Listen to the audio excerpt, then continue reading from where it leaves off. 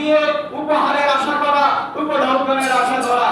মেয়ে অথবা ছেলের বিবাহ দিচ্ছি, বড় অনুষ্ঠান করেছি, মানুষজনকে দাওয়াত দিয়েছি, আবার ওই যে গেটের কাছে একজনকে চেয়ার টেবিল দিয়ে খাতা কলম ধরিয়ে দিয়ে বসিয়ে রেখেছি যে আগে আসতে গেলে টাকা অথবা কোনো উপহার যা ইচ্ছা বল লিখে রাখছি, অনুষ্ঠানের পরে আবার হিসাব করছি কে কত দিল, আবার হিসাবও করি যে অমুকের ছেলের বিয়েতে মেয়ের বিয়েতে আমি 2000 টাকা দিয়েছিলাম, ও মাত্র 1000 টাকা দিল। এই হিসাব করে আবার কানা ঘুষাও করি, আছে নাকি অনুষ্ঠান? এই খবরদার, দাওয়াত দিয়েছেন দিল থেকে দিবেন, খেয়ে যাবে মানুষ। কে কি দিল না দিল এটা আমি তোয়াক্কা করি না।